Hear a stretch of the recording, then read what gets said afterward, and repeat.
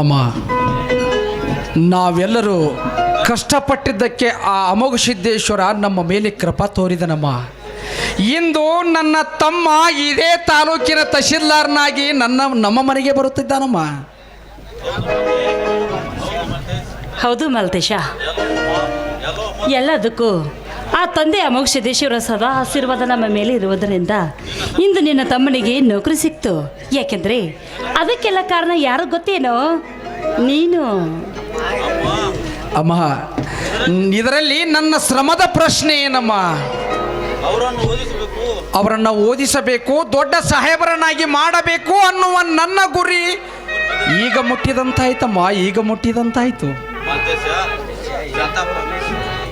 ಮಾಂತೇಶ, ಏಕೋ ರಮೇಶ ಇನ್ನೂ ಬರಲಿಲ್ಲ. ಗಿರೀಶ್ ಯಾವಾಗ ಬರ್ತಾನೆ? ಅಪ್ಪ, ಗಿರೀಶನು ಈ ದಿನವೇ ಮನೆಗೆ ಬರುತ್ತಾನಪ್ಪ.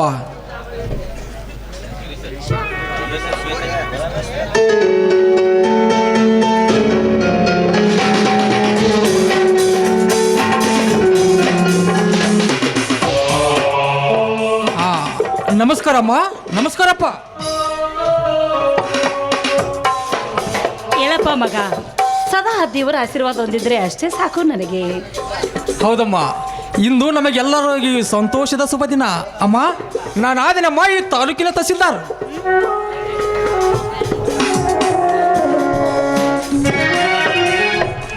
ನಮಸ್ಕಾರ ಅಣ್ಣ.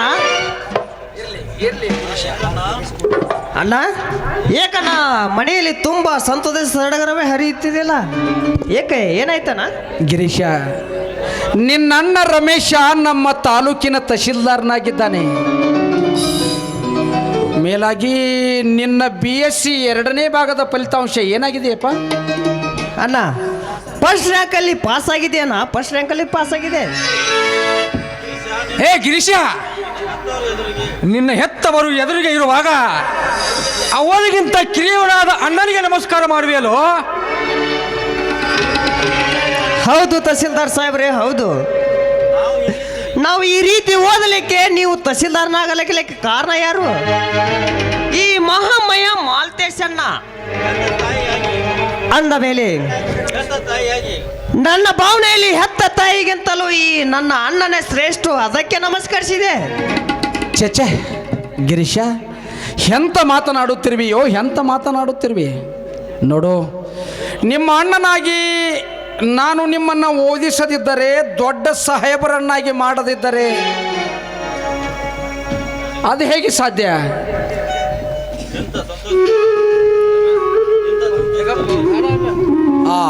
ಅಮ್ಮ, ಈ ಸಂತೋಷದಲ್ಲಿ ನನಗನ್ನಿಸ್ತಾ ಇದೆ, ನನ್ನ ತಂದೆ, ನನ್ನ ತಮ್ಮ, ತಾಯಂದಿರು ಒಟ್ಟಿಗೆ ಹಾಡವನ್ನು ಹಾಡೋಣವಮ್ಮ. ಸರಿ ಮಲ್ತೇಶ, ನಿನ್ನ ಆಸೆನೇ ಈ ನಿನ್ನ ತಾಯಿ ಆಸೆ ಅಪ್ಪ.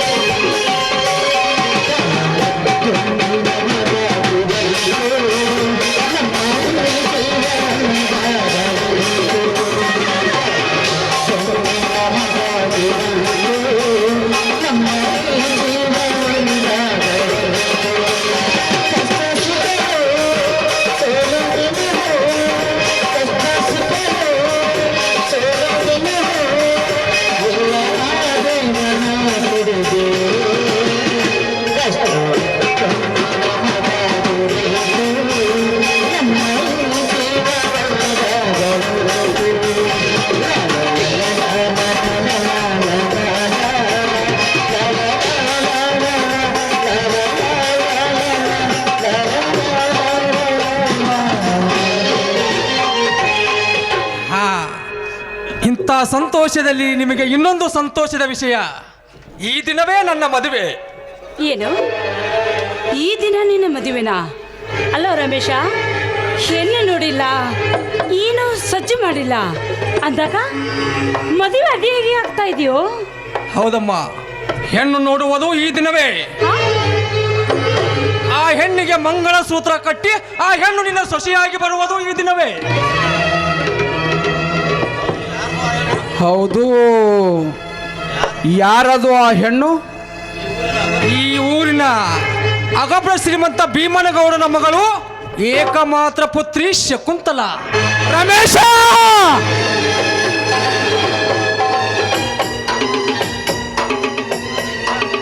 ಸರಿಯಾಗಿ ಯೋಚಿಸಿರುವೆಯೋ?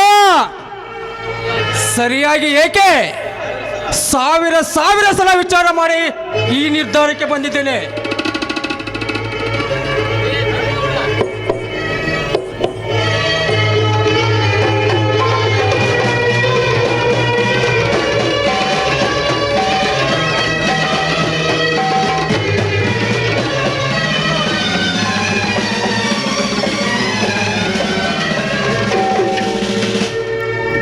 ನಮಸ್ಕಾರ ಶಾಂತಪ್ಪ ಶಾರದಮ್ಮನವರಿಗೆ. ಯಾಕೋ ಬಹಳ ಸಂತೋಷದ ಇರುವಂತಿದೆಯಲ್ಲ? ಹೌದು ಗೌಡ್ರಿ, ನೋಡು, ಒಬ್ಬ ಮಗನಿಗೆ ನೌಕರಿ ಸಿಕ್ಕ ಸಂತೋಷ, ಇನ್ನೊಬ್ಬ ಮಗನಿಗೆ ರ್ಯಾಂಕಿನಲ್ಲಿ ಪಾಸ್ ಆಗಿದ್ದಾನೆ, ಆ ಸಂತೋಷ. ನೋಡು ಶಾಂತಪ್ಪ, ಇರುವ ವಿಷಯವನ್ನ ನಿನ್ನ ಮುಂದಿಡುತ್ತೇನೆ, ಆಮೇಲೆ ಮುಂದಿನ ಮಾತು. ಅದೇನಂತ ಬೇಗ ಹೇಳಿ ಗೌಡ್ರಿ. ಏನಿಲ್ಲ ಶಾಂತಪ್ಪ, ನನ್ನ ಏಕಮಾತ್ರ ಪುತ್ರಿ ಶಕುಂತಲನ್ನ ನಿಮ್ಮ ರಮೇಶನಿಗೆ ಕೊಡಬೇಕೆಂದು ಬಂದಿದ್ದೇನೆ.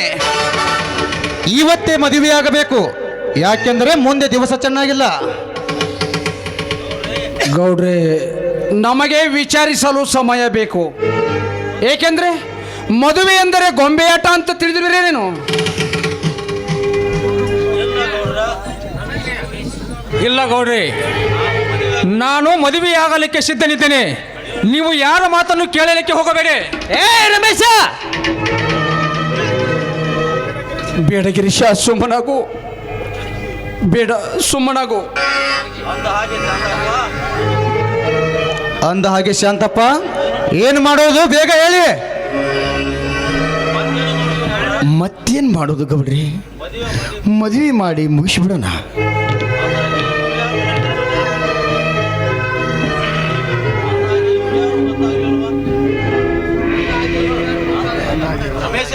ಹಾ, ಅಂದ ಹಾಗೆ ಇವರ್ಯಾರು ಗೊತ್ತಾಗಲಿಲ್ಲವಲ್ಲ?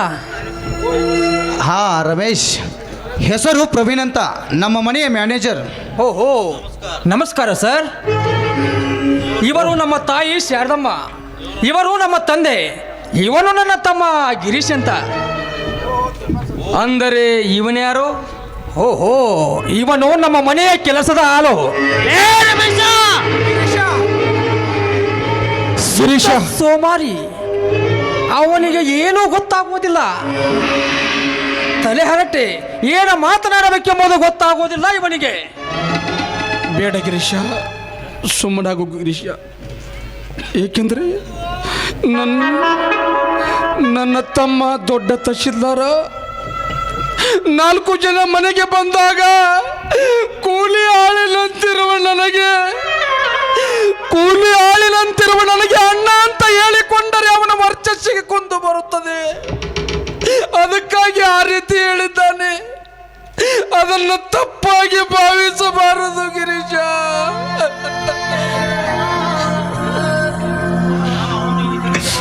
ಅಣ್ಣ, ಇವನು ಈ ಸ್ಥಿತಿಗೆ ಬರಲು ಕಾರಣವ್ಯಾರು?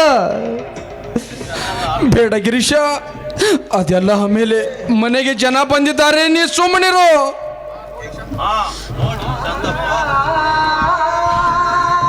ನೋಡಿ ಶಾಂತಪ್ಪ, ಈ ದಿನವೇ ನಾವು ಹೆಣ್ಣು ಕೊಡುತ್ತೇವೆಂದು ಸುಮ್ಮನೆ ಹಾಗೆ ಬಂದಿಲ್ಲ. ಅದಕ್ಕೆ ವರೋಪಚಾರ ಅಂತ ಬೇಕಲ್ಲ, ಅದನ್ನೆಲ್ಲ ಕೊಡುತ್ತೇನೆ. ಅದೇನೆಂದರೆ, ಈಗ ನಾನು ಅನುಭವಿಸುತ್ತಿರುವ ಸಮಸ್ತ ಆಸ್ತಿ ಅಂತಸ್ತನೆಲ್ಲ ನಾಳೆ ನಾನು ಸತ್ತು ಹೋದ ನಂತರ ನನ್ನ ಅಳಿಯಾದಂಥವನಿಗೆ ಸೇರಿದ್ದು. ಮತ್ತೇನೇನು ಬೇಕು ಶಾಂತಪ್ಪ ನಿನಗೆ? ಮತ್ತಿನ್ನೇನು ಬೇಕು ಗೌಡ್ರಿ? ಈ ದಿನವೇ ಮದುವೆ ಮಾಡಿ ಮುಗಿಸ್ಬಿಡೋಣ. ಸತ್ಯ, ಏ ಸತ್ಯ, ಹೇಳ್ರಿ ಅಪ್ಪ ಗೌಡ್ರ. ಸ್ವಾಮಿಯರನ್ನ ಕರೆದುಕೊಂಡು ಹಾಗೆ ಬರುವಾಗ ನಮ್ಮ ಮನೆಯಲ್ಲಿ ಊಟದ ವ್ಯವಸ್ಥೆ ಮಾಡಿ ಬಾ. ಆಯ್ತ್ರಿ. ಇದ್ರಿ ಗೌಡ್ರ, ಈಗ ಯಾವ ಸ್ವಾಮಿಯಾರ ಕರ್ಕೊಂಬರ್ಬೇಕ್ರಿ? ಏ ಅಲ್ಲಿ ನಾನು ಹೋಗು, ಇರಪೈ ಸ್ವಾಮಿನ ಕರ್ಕೊಂಬ ಹೋಗ. ಆಯ್ತ್ರಿ ಗೌಡ್ರ. ಹಾ ರಮೇಶ,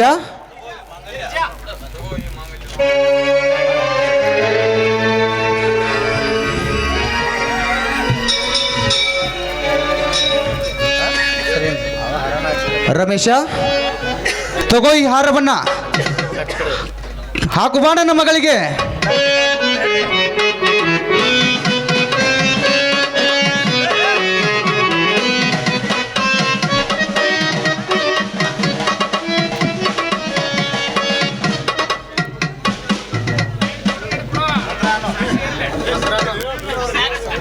ಮಾಂಗಲ್ಯಂ ತಂತು ನಾಮೇನ ಮಮ ಜೀವನ ಹೇತುನ.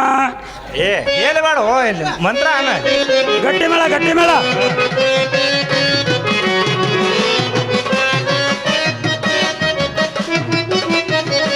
ಹಾ ಅಂತೂ ಮದುವೆ ಅಂತೂ ಆತು. ಹಾ ಈಗ ರಮೇಶ್ ಅಪ್ಪರ ಈಗ ಸ್ವಲ್ಪ ಅರ್ಥ ಹಾಕಿ ಹೆಸರು ಹೇಳಿಲ್ಲ. ಸತ್ಯ ಅವರ ಊಟಕ್ಕೆ ಏನು ಮಾಡ್ಸಿರಿ? ಊಟಕ್ಕೆ ನಿನಗೆ ಏನು ಬೇಕು? ಮತ್ತೆ ದಕ್ಷಿಣ ದಕ್ಷಿಣ ಕೊಡ್ತಾನೆ ಯಾವತ್ತು. ಆಯ್ತಾಯ್ತು. ಬಾ. ಆ ಕಾಲದಲ್ಲಿ ದುಷ್ಯಂತ ಮಹಾರಾಜನು ತನ್ನ ಮೋಹಕ ಚೆಲುವಿನಿಂದ ಸೆರೆ ಹಿಡಿದಳು ಆ ಶಕುಂತಲ. ಈಗ ನನ್ನ ಸತಿಯಾಗಿ ನನ್ನ ಕೈ ಹಿಡಿದಳು ಈ ನನ್ನ ಸತಿ ಶಕುಂತಲ. ಹಾ ಮಗಳೇ, ನೀನು ಅಳಿಯಂದ್ರ ಹೆಸರು ಹೇಳಮ್ಮ, ಅರ್ಥ ಹಾಕಿ. ಗುಲಾಬಿ ಹೂವು ಕೆಂಪು, ಮಲ್ಲಿಗೆ ಹೂವು ತಂಪು, ನಮ್ಮವರು ನನಗಿಂತ ಕೆಂಪು ರಮೇಶ್.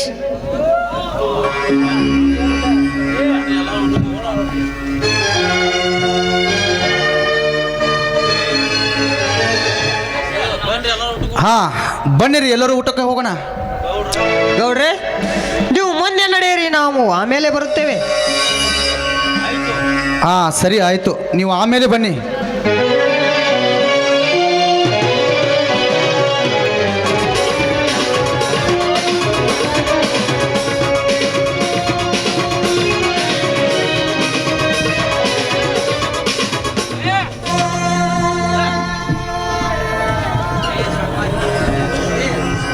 ರಮೇಶ,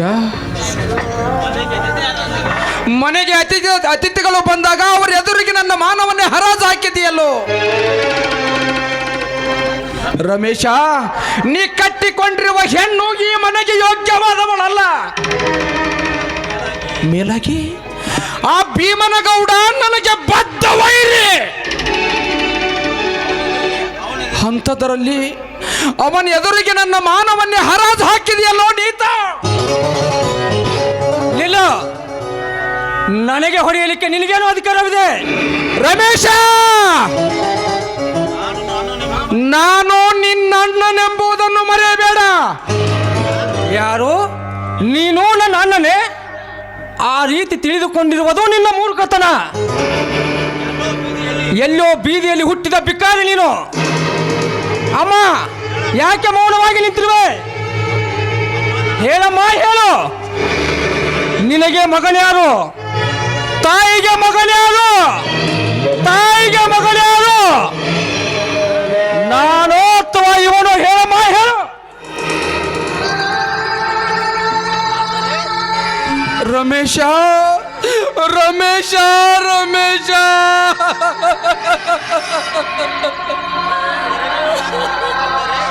ಅಮ್ಮ, ನಾನು ಅನಾಥನೇನಮ್ಮ? ನಾನು ಭಿಕಾರಿ ಏನಮ್ಮ? ಹೇಳಮ್ಮ ಅಮ್ಮ.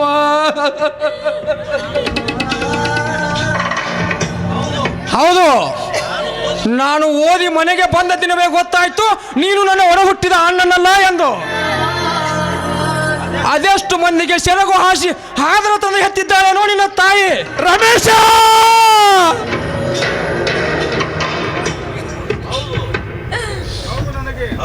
ಹೌದು,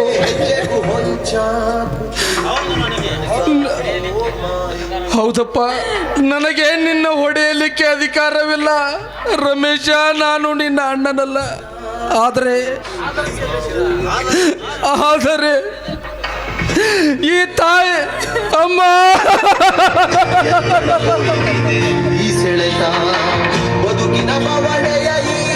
ಅಮ್ಮ, ನೀನೇ ಹೇಳಮ್ಮ. ನಿನ್ನ ಮಗನು ನಾನು ಅಲ್ಲನೇನು? ಹೇಳಮ್ಮ, ಹೇಳಮ್ಮ, ಹೇಳು.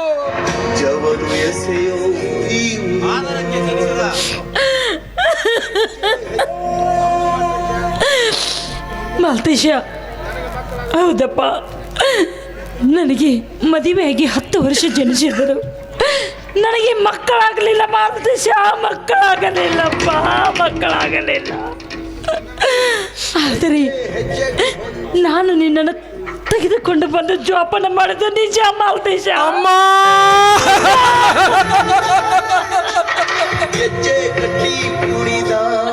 ಅಮ್ಮ, ಈ ಎಲ್ಲ ವೈಭೋಗ ನೋಡಲಿಕ್ಕೆ ನನ್ನನ್ನು ತಂದು ಸಾಕಿದೆಯೇನಮ್ಮ? ತಂದು ಸಾಕಿದೆಯಾ ಅಮ್ಮ? ನಾನು ಸಣ್ಣ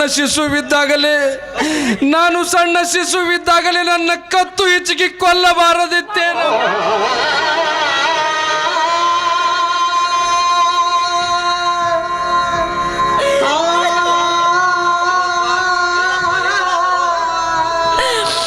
ಇಲ್ಲಪ್ಪ ಮಾಲ್ತೇಶ, ಇಲ್ಲ. ಎಷ್ಟೇ ಆಗಲಿ ನನ್ನ ಸ್ವಂತ ಹೊಟ್ಟೆಯಲ್ಲಿ ಹುಟ್ಟಿದ ಮಗ ಇದ್ದ ಮಗ ಪಾಣಿ ಮಗ. ಆದ್ರೆ ತಪ್ಪು ಭಾವಿಸಬೇಡಪ್ಪ ಈ ನಿನ್ನ ತಾಯಿ ಮೇಲೆ. ನೋಡು ಮಾಲ್ತೇಶ್, ಎಂದಿದ್ದರೂ ನೀನು ನಮ್ಮ ಮನೆ ಹಾಳಾಗಿ ಇರಬೇಕು ಹೊರತು ಅದನ್ನು ಬಿಟ್ಟು ಬೇರೆ ಏನಾದರೂ ವಿಚಾರ ಮಾಡಿದರೆ ಇಲ್ಲ ರಮೇಶ, ಅದರ ಕತೆ ಬೇರೆನೇ ಇರುತ್ತೇನೆ. ಇಲ್ಲ ರಮೇಶ, ಇಲ್ಲ.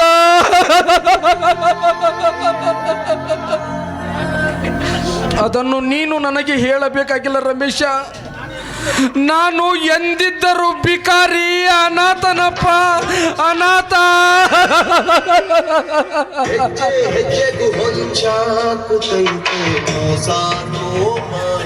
ಅಣ್ಣ, ನೀನೇಕೆ ಅನಾಥ?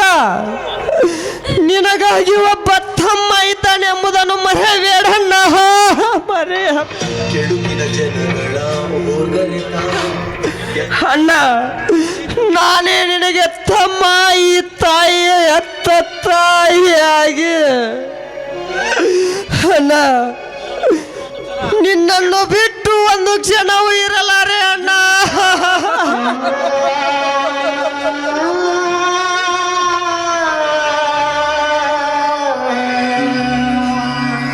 ಎಲ್ಲವೂ ದೈವ ಸಂಕಲ್ಪ. ಇನ್ನೂ ಏನೇನಿದೆಯೋ ನಡೆಯಲೇಬೇಕಮ್ಮ. ಹೋಗಿರಮ್ಮ, ನೀವಿಬ್ಬರು ಹೋಗಿರಮ್ಮ.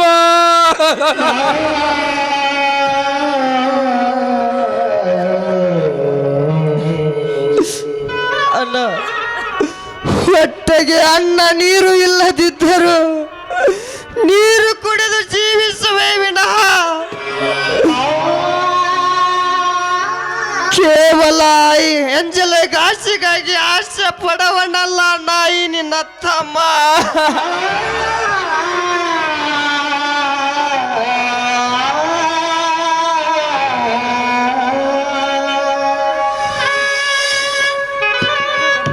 ನಗುತ್ತೈತು ದೈವ, ಅಳುತ್ತೈತು ಜೀವ, ನಗುತ್ತೈತು ದೈವ.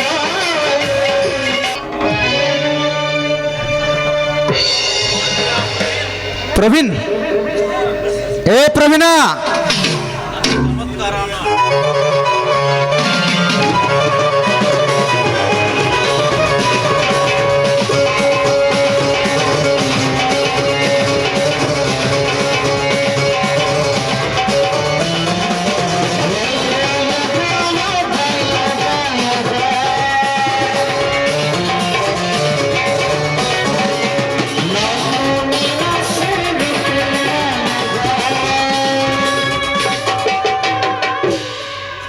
ನೋಡಿದೀಯ ಪ್ರವೀಣ ನನ್ನ ಚಮತ್ಕಾರನ?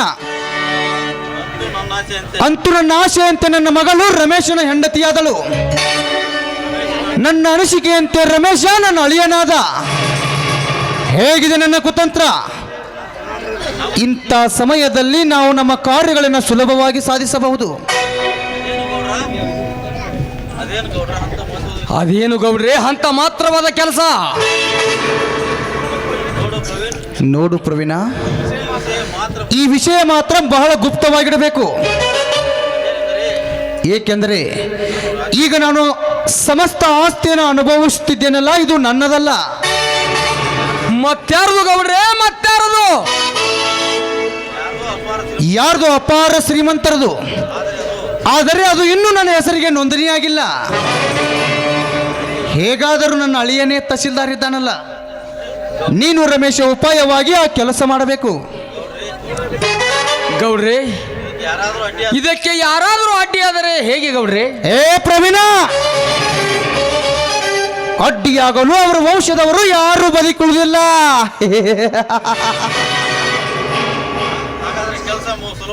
ಹೌದು ಗೌಡ್ರಿ, ಹಾಗಾದರೆ ಈ ಕೆಲಸ ಸುಲಭವಾಗಿ ಸಾಗುತ್ತಿದೆ. ಪ್ರವೀಣ್, ಒಂದು ನಿಮಿಷ, ನಿನಗೆ ತೋರಿಸುತ್ತೇನೆ ಆ ಕಾಗದ ಪತ್ರಗಳನ್ನು.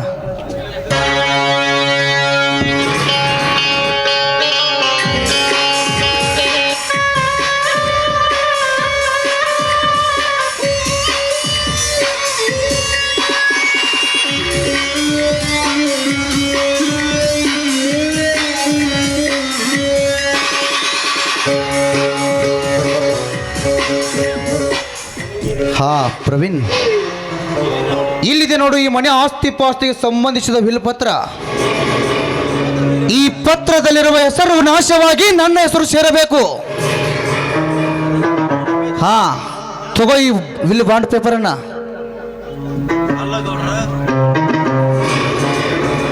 ಅಲ್ಲ ಗೌಡ್ರಿ, ಇಂಥ ಕೆಲಸಕ್ಕೆ ನೀವು ಇದ್ದರೆ ತುಂಬಾ ಅನುಕೂಲವಾಗುತ್ತಿತ್ತು. ಬೇಡ ಪ್ರವೀಣ, ತಹಸೀಲ್ದಾರ ನನ್ನ ಅಳಿಯ. ಅವನು ಬಹಳ ಸಂಕೋಚದ ಸ್ವಭಾವದವನು. ಇದಕ್ಕೆ ನೀನೇ ತಕ್ಕ ಉಪಾಯ ಹಾಕಿ ಕೆಲಸವನ್ನು ಮಾಡಿಕೊಂಡು ಬಾ. ಹೇಗಾದರೂ ನನ್ನ ಅಳಿಯನೇ ತಹಸೀಲ್ದಾರ್ ಆಗಿದ್ದಾನಲ್ಲ, ನೀ ಯಾಕೆ ವಿಚಾರ ಮಾಡ್ತಿ? ಹಾ ಪ್ರವೀಣ್, ಬಾ, ನೀ ನನ್ನ ಆಫೀಸ್ನವರೆಗೂ ಬಿಟ್ಟು ಹೋಗುತ್ತೇನೆ. ಆಯ್ತು ಗೌಡ್ರಿ.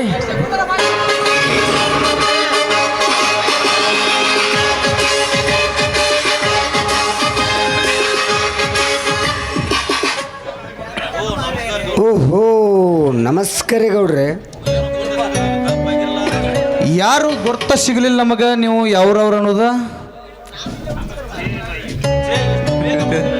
ಎಂಥದ್ದು ಮಾರಾಯರಿ ಗೌಡ್ರೆ, ನಾವು ಇಲ್ಲೇ ಬೈಲುಹೊಂಗಲ ಫಕೀರ್ಗೌಡ ಅಂತ ನಮ್ಮ ಹೆಸರು. ನಮ್ಮನ್ನ ಇಷ್ಟ ಬೇಗ ಮರ್ತು ಬಿಟ್ಟಿರಲ್ಲ ಗೌಡ್ರೆ ನೀವು. ಹೋ, ಫಕೀರ್ ಗೌಡ್ರು. ಲೇ ಧರ್ಮ, ಬಹಳ ಒಳ್ಳೆ ಕೆಲಸ ಮಾಡಿದ್ಲೇ ಮಗನ. ಒಳ್ಳೆಯ ಸಮಯಕ್ಕೆ ಬಂದಿರ್ವಿ. ಬಾ, ಈ ಬಾಂಡ್ ಪೇಪರನ್ನು ತೆಗೆದುಕೊಂಡು ಜೆರಾಕ್ಸ್ ಮಾಡಿಕೊಂಡು ಬರುತ್ತೆ. ಬಾ. ಓ ಗೌಡ್ರೆ,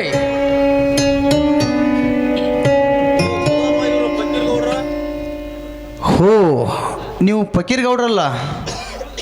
ಹೌದು ಗೌಡ್ರೆ, ನಾವು ಫಕೀರ್ ಗೌಡ್ರ ಅಂತ. ಇಷ್ಟು ಬೇಗ ಮರ್ತು ಬಿಟ್ಟಿರಲ್ಲ ಗೌಡ್ರ ನಮ್ಮನ್ನು ನೀವು. ಯಾರೋ ಪರಿಚಯದವಿರ್ಬೇಕು, ಹಂಗ ಮಾತಾಡ್ಸತ್ತಾನ ಬಂದ. ಲೇ ಧರ್ಮ ಮಗನ, ಬೇಗ ಅದನ್ನು ಜೆರಾಕ್ಸ್ ಮಾಡಿಕೊಂಡು ಬೇಗನೆ ಬಾ. ಓ ಗೌಡ್ರ, ಇಲ್ಲಿ ನಾವು ಕನ್ನೊಳ್ಳಿ ಗ್ರಾಮದಲ್ಲಿ ಅಮೋಘ ಸಿದ್ದೇಶ್ವರ ದೇವಸ್ಥಾನದಲ್ಲಿ ಒಂದು ನಾಟಕ ಕಂಪನಿಯನ್ನು ಇಟ್ಕೊಂಡಿದ್ದೀವಿ. ಆ ಕಂಪನಿಯಲ್ಲಿ ನೀವು ಗೆಸ್ಟ್ ಆಗಿ ಬರಬೇಕು. ಇಲ್ಲಿ ಹ್ಯಾಂಡ್ ಬಿಲ್ ಅದಾವ, ತಗೋರಿ ಒಂದು ಸ್ವಲ್ಪ. ಇರ್ಲಿ ಬಿಡ್ರಿ ಫಕೀರ್ ಗೌಡ್ರ, ಹ್ಯಾಂಡ್ ಬಿಲ್ ನೋಡೋಣಂತ. ನೀವು ಆಮೇಲೆ ತೊಗೊಂಬರ್ರಿ, ನಾವು ಬರತ್ತೀವ. ಆಯಿತು ಗೌಡ್ರಿ, ಇಲ್ಲೇ ಸಾವಳಿಗೆಯಲ್ಲಿ ಹೋಗಿ ತೆಗೆದುಕೊಂಡು ಬೀಳುತ್ತೇನೆ.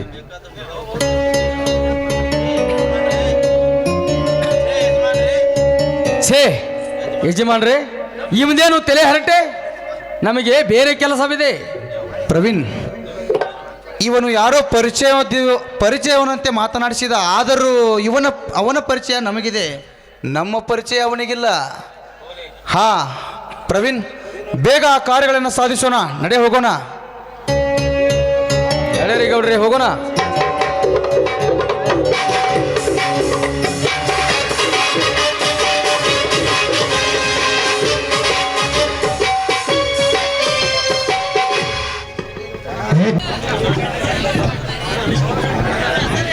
ನನ್ನ ಅನಿಸಿಕೆ ಮತ್ತು ನನ್ನ ಓದುವಿಗೆ ತಕ್ಕಂತೆ KS ಪಾಸ್ ಆಯ್ದಂತೂ ಆಯಿತು.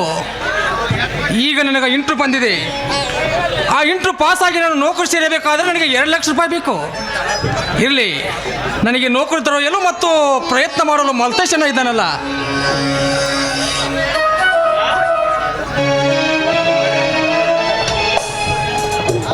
ಅಪ್ಪ ಮಗ, ನೀನು ಯಾವಾಗ ಬಂದ್ಯಪ್ಪ? ಈಗ ನೀನು ಬಂದೆ ಹೋದ ಅಮ್ಮ. ಇಂಟರ್ವ್ಯೂಗೆ ಏನಾಯ್ತಪ್ಪ ಕೆಲಸ? ಈಗ ಬಂದೆ ಅಮ್ಮ. ಆದರೆ 2 ಲಕ್ಷ ರೂಪಾಯಿ ಡೊನೇಷನ್ ಕೊಟ್ಟರೆ ಮಾತ್ರ ನನಗೆ ನೌಕರಿ ಸಿಗುತ್ತದೆ ಅಮ್ಮ. ಹಾ, ಕಲ್ತು ನೀನು ಇಷ್ಟೊಂದು ಪರ್ಸೆಂಟೇಜ್ ತೆಗೆದುಕೊಂಡು 2 ಲಕ್ಷ ರೂಪಾಯಿ ಲಂಚ ಕೇಳ್ತಾ ಇದ್ದಾರೇನು? ಹೌದಮ್ಮ, ನನಗಿಂತ ಹೆಚ್ಚಿನ ಅಂಕಗಳನ್ನು ಪಡೆದವರಿದ್ದಾರೆ. ಮೇಲಾಗಿ ದೊಡ್ಡ ದೊಡ್ಡ ರಾಜಕೀಯ ವಸ್ತುಗಳು ಬೇರೆ ಇದೆ. ಅಂಥದ್ರಲ್ಲಿ ನಾವು ದುಡ್ಡು ಕೊಟ್ಟರೆ ಮಾತ್ರ ನನಗೆ ನೌಕರಿ ಸಿಗುತ್ತದೆ ಅಮ್ಮ. ಅಲ್ಲಪ್ಪ, 2 ರೂಪಾಯಿ ಸಿಗದ ಈಗಿನ ಕಾಲದಲ್ಲಿ ಇನ್ನು 2 ಲಕ್ಷ ರೂಪಾಯಿ ಎಲ್ಲಿಂದ ತೆಗೆದುಕೊಂಡು ಬರುವುದು ನಿನಗೋಸ್ಕರ ಅಂತ ನನಗೇನು ಗೊತ್ತಾಗದಂತಾಗಿದೆ. ಅದರಲ್ಲಿ ಮಾಲ್ತೇಶ್ ಬೇರೆ ಮನೆಯಲ್ಲಿ ಇಲ್ಲ ಇವಾಗ.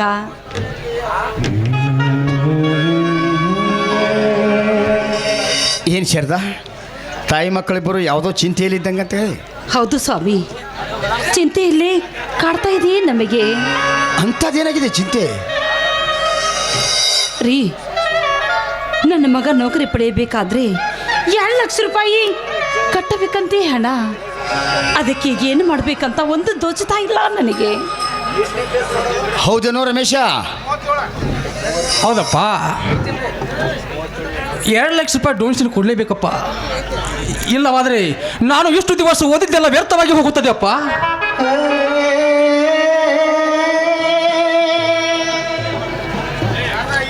ಅಯ್ಯೋ ದೇವ್ರಿ, ಈಗ ಏನು ಮಾಡಬೇಕಂತ ನನಗೊಂದು ದೋಚುತ್ತಾ ಇಲ್ಲ ಇವಾಗ. ಮಾಲ್ತೇಶ್ ಬೇರೆ ಮನೆಯಲ್ಲೇ ಇಲ್ಲ. ಆದಾಗ ಇಷ್ಟೊಂದು ಹಣವನ್ನು ಎಲ್ಲಿಂದ ತಂದು ಕೊಡಿಸುವುದು ಅಂತ.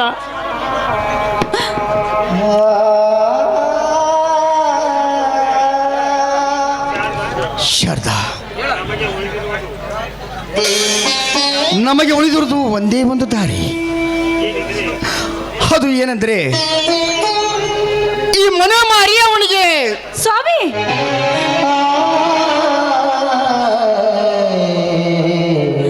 ಸ್ವಾಮಿ ಬೇಡ ಸ್ವಾಮಿ, ಬೇಡ.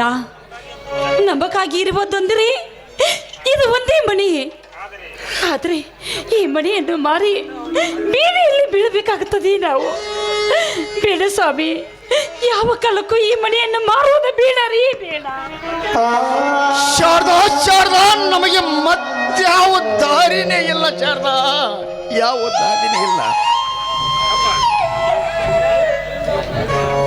ಅಪ್ಪ, ಯಾಕೋ ಚಿಂತೆಗೊಳಗಾದಂತೆ ಕಾಣುತ್ತಿದೆಯಲ್ಲ, ಯಾಕೆ, ಏನಾಗಿದೆ?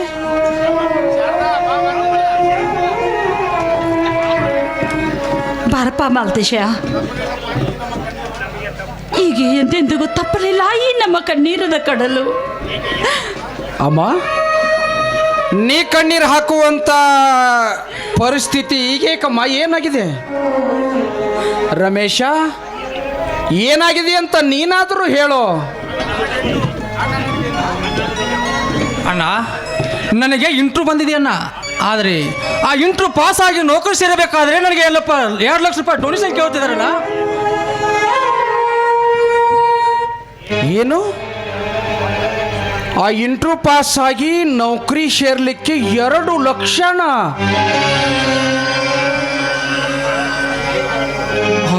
ಈಗೇನು ಮಾಡುವುದು?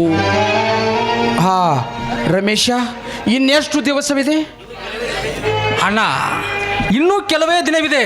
ಆದರೆ ನನಗೆ ಅಂಕಗಳು ಕಡಿಮೆ ಇರುವುದರಿಂದ ನನಗೆ ನಾಳೆನೇ ಬರಬೇಕೆಂದು ಹೇಳಿದ್ದಾರಣ್ಣ. ಅಮ್ಮ, ಇದೆಂಥ ಸಂಕಷ್ಟ ಪರಿಸ್ಥಿತಿ ಅಮ್ಮ, ನಮಗೆ ಇದೆಂಥ ಸಂಕಷ್ಟ ಪರಿಸ್ಥಿತಿ. ಈಗೇನು ಮಾಡುವುದಮ್ಮ? ಮಲ್ದೇಶ ನೋಡಪ್ಪ, ಯಾವ ಚಿಂತೆ ಮಾಡಿ ಫಲವಿಲ್ಲ. ನಮಗೆ ಇರುವುದು ಒಂದೇ ಒಂದು ದಾರಿ. ಈ ಮನೆ ಮಾರಿ ಸ್ವಾಮಿ,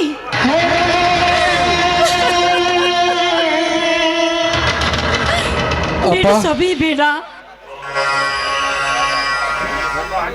ಅಪ್ಪ, ಹಾಗೆಂದರೆ ಹೇಗಪ್ಪ? ನಮಗೆ ಅಂತ ಇರೋದು ಇದೊಂದು ಮನೆ. ಇದನ್ನು ಮಾರಿದರೆ ಯಾವ ಕಾಲಕ್ಕೂ ನಮಗೆ ಸಿಗುವುದಿಲ್ಲಪ್ಪ, ಯಾವ ಕಾಲಕ್ಕೂ ಸಿಗುವುದಿಲ್ಲ. ಈ ಮನೆ ಯಾರ ಕಾಲದ್ದು ಏನೋ, ನಾವು ಒಮ್ಮೆ ಕಳೆದುಕೊಂಡರೆ ಮತ್ತೆ ಸಿಗುವುದಿಲ್ಲವಪ್ಪ, ಮತ್ತೆ ಸಿಗುವುದಿಲ್ಲ. ಮಾತೇಶ, ತಮ್ಮನಕ್ಕೋಸ್ಕರ ಈ ಮನೆ ಮಾರುವುದು ಬೇಡಪ್ಪ, ಮಾರುವುದು ಬೇಡ. ಆದ್ರೆ ಈಗೇನ್ ಮಾಡ್ಬೇಕಂತ ಒಂದು ಗೊತ್ತಾಗ್ತಾ ಇಲ್ಲ ನನಗೆ. ಆದ್ರೆ ನನ್ನ ಮಗನಗೋಸ್ಕರ ಈ ಕೊರಳಲ್ಲಿರುವ ಮಾಂಗಲ್ಯವನ್ನು ಮಾರಿಬಿಡುವೆ ಮಗ. ಅಮ್ಮ, ಅಮ್ಮ, ಬೇಡಮ್ಮ, ಬೇಡ ಅಮ್ಮ. ನೀನು ಮುತ್ತೈದೆಯಾಗಿದ್ದು ರಂಡಿಯಾಗಬೇಕೆ ಅಮ್ಮ?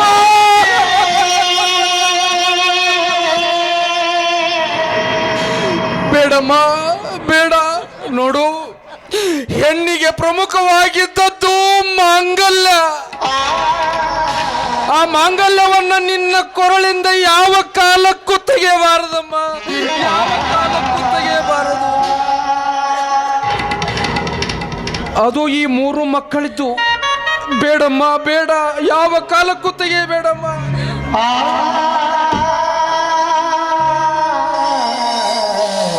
ಮಗ ಬಾಲ್ತೇಶ, ಮುಂದೇನು ಮಾಡಬೇಕಂತ ಒಂದು ದೋಚುತ್ತಾ ಇಲ್ಲ ನನಗೆ. ಇರುವುದು ನಿನ್ನ ತಾಯಿಗೆ ಇದೇ ಒಂದು ದಾರಿ ಮಗ, ಇದೇ ಒಂದು ದಾರಿ.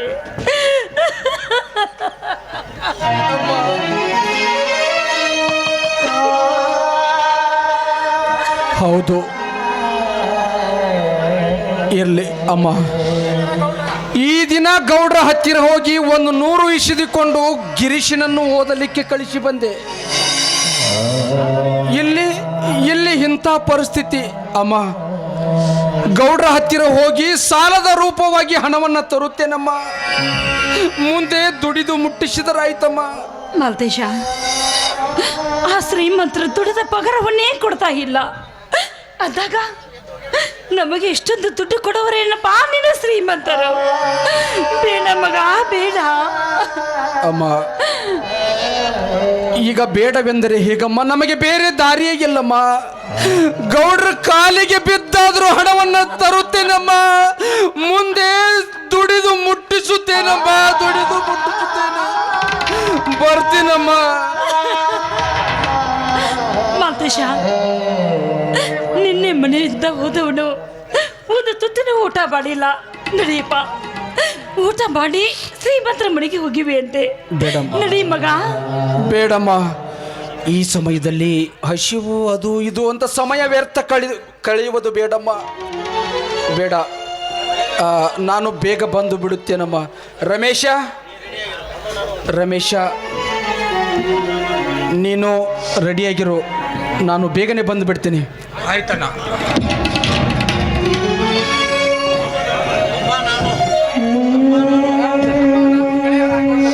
ಅಮ್ಮ, ನಾನು ಸ್ವಲ್ಪ ಗೆಳೆಯರ ಮನೆಗೆ ಹೋಗಿ ಬರುತ್ತೇನಮ್ಮ.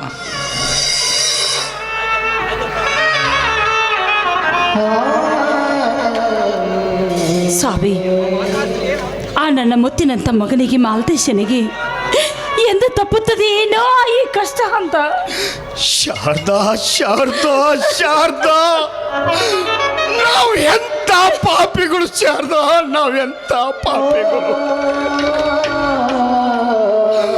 ಮತ್ತಿನಂತ ಮಕ್ಕಳ ಜೊತೆ ನಾವು ಉಪವಾಸ, ಅದೇ ರೀತಿ ನನ್ನ ಮಕ್ಕಳು ಉಪವಾಸ. ಶಾರದಾ,